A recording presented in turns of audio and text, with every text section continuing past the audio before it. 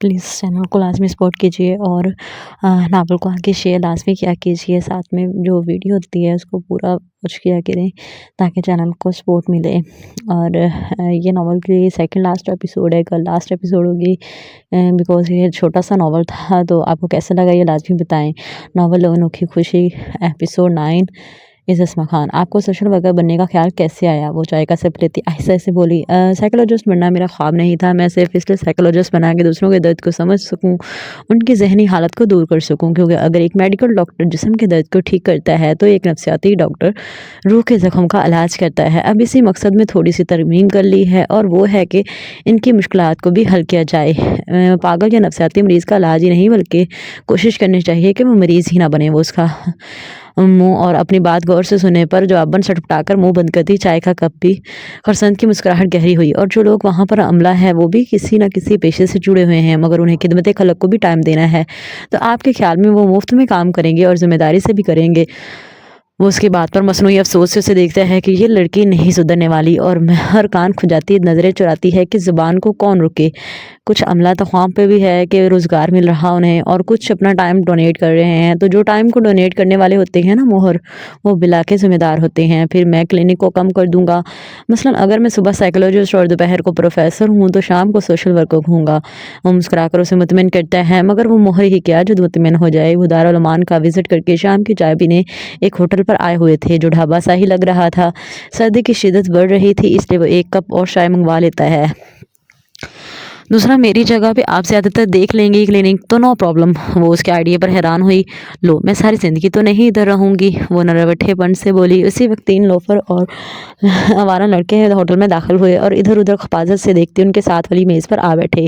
क्या बात है यार, वो कहका लगाते एक उनकी तरफ देखते हैं, जबकि एक तो मोहर को इशारा भी करता है। मोहर नागवारी और डर महसूस करती है, अपने सामने बैठे खरसंद को देखती है। गोया आप शादी के दिन बाद जॉब का कंटिन्यू नहीं रखेंगी। वो उनको नज़रअंदाज करता मुस्कुरा कर बोला, अब ऐसा भी नहीं कहा मैंने। वो झिंपी, तेरे मसनून मेरे दिल का ले गए चैन। एक लड़का टेबल बजाता गाकर सबको हंसाने लगा। वो इस कदर बदतमीज़ थे कि मोहर के साथ किसी मर्द का भी लिहाज नहीं कर रहे थे। वो दांत पीसती बमुश्किल ज़ब्त करती है और खरसंद के मुस्कुराते लब कुछ पल गुस्से से भींचे और फिर मुस्कुराहट लबों पर सजाता मोहर को मुखातिब करता है। ऐसा करते हैं कि चलते हैं, काफ़ी टाइम हो गया है। वो कप रखता उठ खड़ा हुआ तो मोहर भी जल्दी से उठ खड़ी हुई कि उसका दुपट्टा एक लड़के ने हल्के से खींचा। उनको नज़रअंदाज करता देखकर मज़ीद शेर हो गए थे। मोहर सुर्ख चेहरे से फिर ज़ब्त कर गई। खरसंद वॉलेट से पैसे निकालकर मेज़ पर रखता उसे देखता, फिर उन लड़कों की तरफ देखता है। आप कुछ देर यहाँ बैठे हैं। वो उसे बैठने की तलकीन करता है। उसके कुछ बोलने से पहले ही कुर्सी घसीटकर उन लड़कों के साथ बैठ गया। मोहर हैरान सी फिर बैठ गई। जी तो करें भाई, क्या बात कहना चाह रहे हैं आप? वो मुस्कुराकर उनसे पूछता है तो वो पहले जो थोड़ा डरे हुए थे अब हैरान से एक दूसरे को देखते हैं। तुझसे नहीं, तेरे साथ वाली से बात करनी है। हाँ हाँ, वो अपनी ही घटिया बात पर कहके लगाने लगे। वैसे तेरी क्या लगती है जो हमें लिफ्ट नहीं करवा रही और तेरे साथ होटलों में घूम रही है? एक आंख दबाता पूछता है और मोहर जो उनकी बातें सुन रही थी लब इंच कर रह गई। वो अपने शौहर के साथ होटलों में घूम रही हैं। उसके झूठ पर मोहर हैरान रह गई और वो लड़के लाजवाब हुए। आपको पता है, जब आप किसी की बहन, बेटी या बीवी को देखकर यूँ कमेंट पास करते हैं तो उसी वक्त अल्लाह ताला मुकाफ़ात अमल की जकी स्टार्ट कर देते हैं। आप अपनी माँ और अपनी बहन का इज़्ज़त से सामना कैसे कर लेते हैं जब आप किसी दूसरे की बहन और बेटी का ऐसे घटिया अंदाज में सामना करते हैं? हमारी माँ और बहन घर की चारदीवारी में रहती हैं, बाहर भी जाएं तो पर्दे में निकलती हैं। एक लड़का गुस्से से बोला जिसकी तारीफ सब ने की और मोहर लब काट कर रह गई और अपने गिर्द लपेटी बड़ी सी चादर को देखा जो छोटे से एक हिजाब से हार गई थी, जिसके बगैर उस पर बुरी नज़र पड़ी। घर की चारदीवारी में सबसे ज़्यादा खतरनाक शैतान घुसता है और फरिश्ते आपके गुनाहों को लिखते हुए ये नहीं देखते कि सामने वाला किस हालत में था। आपकी नज़रें सामने वाले की लिबास और अमाल की मोहताज नहीं होनी चाहिए। और पर्दे में घर से निकलती औरत पर भी बड़े कुत्ते भौंकते हैं, मगर जिसके बाप, भाई और बेटे नेक और इज़्ज़तदार हों उसका कोई कुछ नहीं बिगाड़ सकता। आपको देखकर आपके बेटे औरत का तायन करेंगे कि उसे अब बहन, बेटी और माँ समझना है या एक शो पीस जिसे देखकर बस ऊंची हरकतें ही करनी हैं। उसने नरमी से समझाने पर दाएं तरफ बैठा लड़का थोड़ा शर्मिंदा हुआ। आप ठीक कह रहे हैं भाई, यार हमें माफ़ी मांगनी चाहिए। वो मुतासिर सा बोला। اے چل تو نہیں جانتا ان دکھاوے کے شریف سادوں کو، خود ان سے عمل ہوتا نہیں اور دوسروں کو فلسفے جھاڑتے ہیں۔ سامنے بیٹھا اپنے دوست کو جھڑکتا ہے۔ تیسرا تماشائی سا بیٹھا تھا اور مہر خاموش سی نظریں جھکائے ہوئے تھی۔ اسے اس سب سے غصہ آ رہا تھا۔ اپنی بیویوں کو یوں سرعام لیے گھومتے ہیں اور پھر چاہتے ہیں کہ ہم جیسے اپنی آنکھیں بھی ٹھنڈی نہ کریں، جا جو مرضی کر لے اور دیکھیں گے ہم تیرے والی کو بھی اور دوسروں کی بھی۔ وہ مزید شیر ہوا اور خرسند کا سبب جواب دے گیا۔ وہ غصے سے لبریزتا اٹھ کھڑا ہوا جبکہ مہر بدگمان سی ہونے لگی۔ یہ شخص کہاں میری حفاظت کر سکتا ہے، اسے صرف مسکرانا آتا ہے۔ چٹاخ اس کے تھپڑ کی گونج اس قدر تھی کہ پورے ہوٹل میں سکتہ چھا گیا اور سامنے بیٹھا لڑکا کرسی سے نیچے گرا۔ سب شدت سے اسے دیکھتے ہیں جو سرخ چہرے کے ساتھ آستگی سے اٹھا اور اپنے کان سے ہاتھ ہٹاتا سامنے کھڑتا ہے۔ وہ سب اس کے ہاتھ کو خون سے رنگین دیکھ کر چیخ اٹھے اور مہر ساکت و جامد شدت تھی کہ کیا کبھی خرسند غصے میں آ سکتا ہے، کبھی کسی پر ہاتھ اٹھا سکتا ہے۔ وہ لڑکا درد کی شدت اور کان سے نکلتے خون کو دیکھ کر رونے لگا۔ I'm sorry اگر آپ کو زور سے لگی ہے، وہ نرمی سے بولتا سب کو حیرت میں ڈال گیا۔ کیسا عجیب تھا نا وہ۔ ہاں ہائے بیٹا، بیچارے کے کان کا پردہ پھاڑ دیا اور ابھی کہہ رہے ہو کہ زور سے نہیں لگا۔ ایک پختہ عمر کی عورت منہ بنا کر بولی تو اس کے ساتھ بیٹھے لڑکے نے اسے ٹھوکا دے کر خاموش کروا دیا کہ اپنے نازک کان کا جائزہ لے لے۔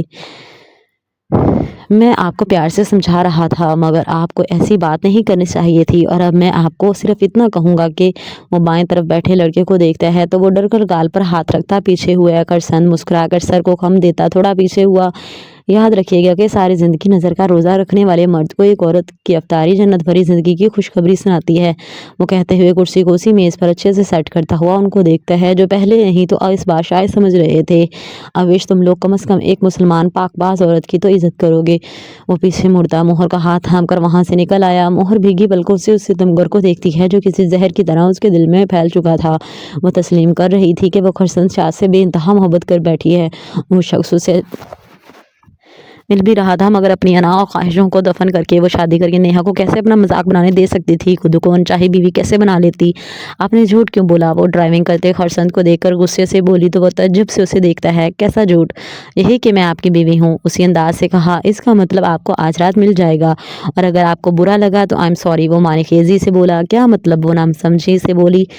بعض الفاظ کے مطلب نہیں مقصد ہوا کرتے ہیں، وہ اسی انداز سے کہتا اسے مزید الجھن میں ڈال گیا اور مہر کو ہونک پن سے اپنی طرف دیکھتا پا کر مسکرایا۔ I think میں کبھی کبھی گہری بات کر جاتا ہوں۔ اچھا، مجھے لگا کہ آپ بولتے ہی ہمیشہ گہرا ہیں، وہ جل بھن کر بولی تو خرسند شاہ ہنسنے لگا۔ مہر نظریں چراتی گاڑی سے باہر دیکھنے لگی کہ اب اسے ہنستے دیکھنا بھی کسی امتحان سے کم نہیں تھا۔ ایک بات پوچھوں؟ وہ ہچکچا کر پوچھتی اسے دیکھتی ہے جو سامنے دیکھتا ہونٹوں کو میچتا کھولتا اس بات میں سر ہلاتا ہے۔ ان بدتمیزوں کی اتنی گھٹیا باتیں سن کر بھی آپ مسکراتے رہے۔ آپ کو اسی وقت ان کا منہ توڑ دینا چاہیے تھا۔ ہمیشہ کی طرح وہ جرح کرنے کو تیار تھی۔ گڈ کوسچن، وہ تائید میں سر ہلاتا ہے۔ ایسا ہی ہوتا ہے ہمارے معاشرے میں کہ اگر کوئی کسی کی عورت کو چھیڑتا ہے تو اس بندے کا آپ پہ سے باہر ہو جانا لازمی ہے، نہیں تو وہ دنیا کا ڈرپوک اور بغیرت بندہ ہے۔ حالانکہ مہر یہ ایک بدترین خیال ہے کہ کوئی اپنی اچھائی کے پیش نظر بھی صبر کر سکتا ہے۔ میں ان کی باتوں پر پہلے ہی غصہ کر لیتا تو وہاں بیٹھے سب لوگوں کی نظریں آپ پر اٹھتی اور مزید تماشا لگتا اور نہ ہی ان کی اصلاح ہوتی۔ وہ گیئر بدلتا کچھ پل خاموش ہو کر سامنے دیکھتا ہے اور مہر آج اس کے بات روک کر کرنے پر ہلکا سا چڑی۔